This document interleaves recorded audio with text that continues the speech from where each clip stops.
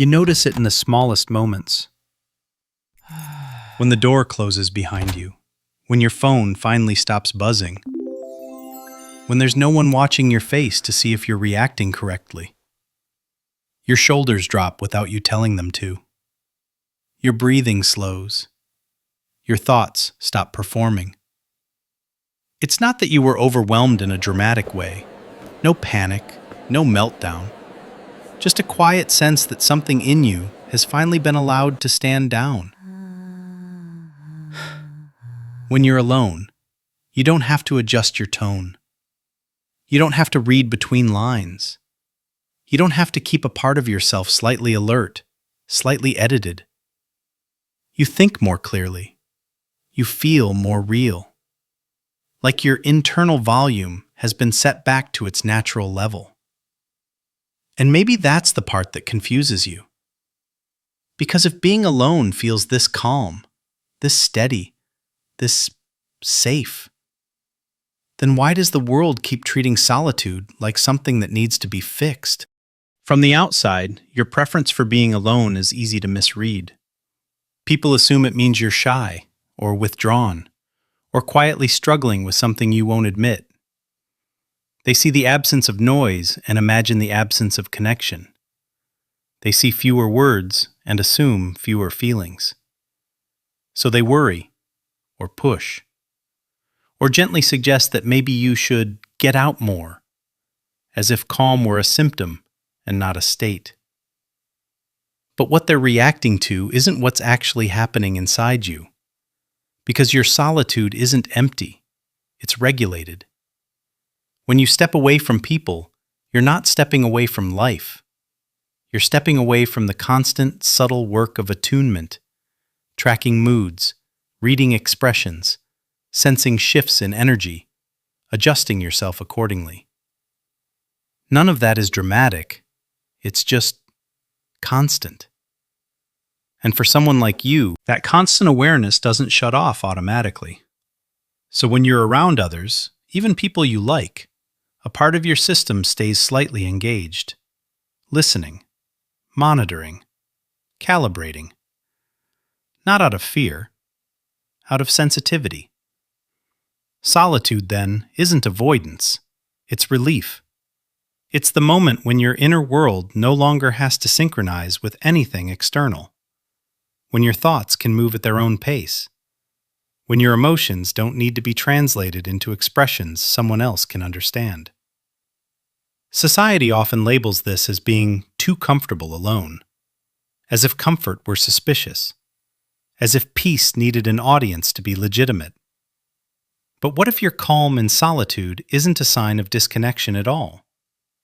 What if it's a sign that your system knows exactly where it feels most balanced? To understand why solitude feels so regulating for you, it helps to look at how your nervous system actually works. Not in a technical way, in a human one.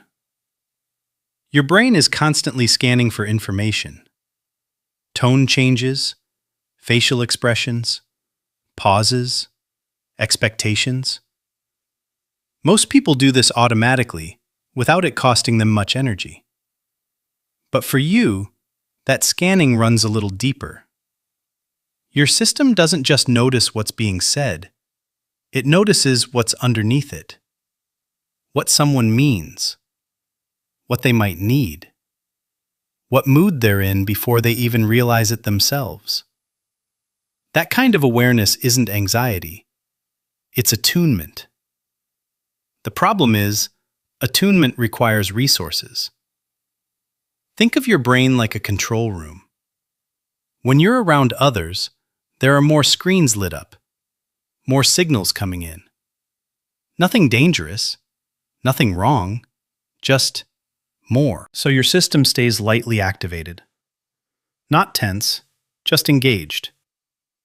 When you're alone, many of those screens go dark. Your brain doesn't have to interpret social cues. It doesn't have to decide how to respond.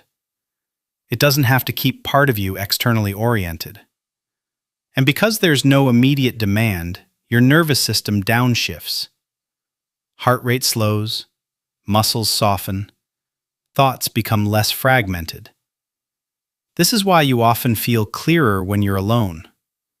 Not because you're escaping people, but because your system finally gets to operate in low power mode. There's also something else happening. When you're alone, there's no need for self-monitoring. You don't have to wonder how you're coming across. You don't have to adjust your expressions to be readable. You don't have to translate your inner experience into something socially legible. Your inner world can just exist. For someone wired like you, that absence of performance isn't indulgent. It's stabilizing. Your nervous system isn't seeking isolation. It's seeking coherence.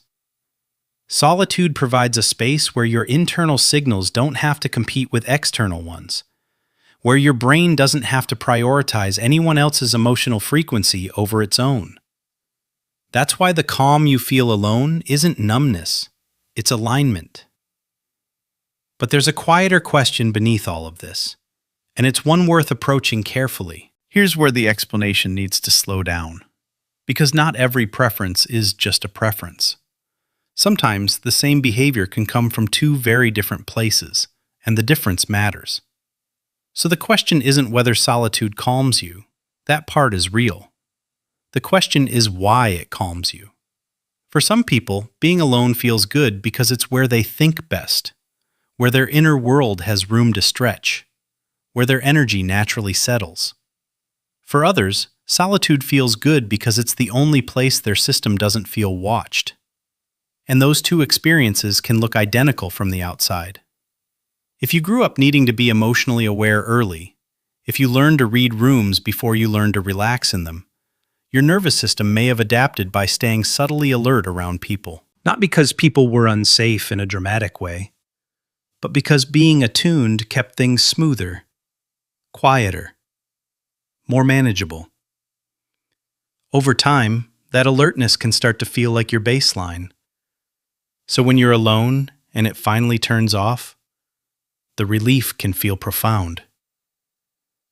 This doesn't mean your love of solitude is a problem, and it doesn't mean it needs to be fixed. It just means it's worth noticing the difference between choosing quiet and needing quiet to feel okay. There's no accusation in that distinction, only information. Because if solitude is where you regulate, then understanding why matters more than changing how. Awareness doesn't take anything away from you. It gives you more choice. And that's the part people often miss. If solitude is where your system settles, that doesn't make you fragile. And it doesn't make you disconnected. It means your inner world is sensitive to input. And sensitive systems need the right conditions to function well. There is nothing wrong with the fact that you think more clearly when you're alone, that your emotions feel more organized, that your body softens when no one is asking anything of you. Those are not signs of avoidance. They're signs of self-regulation. At the same time, you don't need to turn solitude into an identity you must protect at all costs. Calm isn't something you lose the moment someone else enters the room. It's something your system learned to access in a very specific environment. And now that you understand that, you get to carry that awareness with you. Not to force yourself to be more social, not to justify staying alone, just to recognize that the peace you feel in solitude comes from coherence, not withdrawal. From your nervous system finally being able to listen to itself without competing signals. That's not something to defend or explain away. It's something to respect. And when you stop seeing your calm as something that needs justification, it becomes easier to trust it, whether you're alone or not. If this felt like it put words to something you've always sensed but never quite named, you're not alone in that experience. There's more clarity where this came from, whenever you're ready to explore it.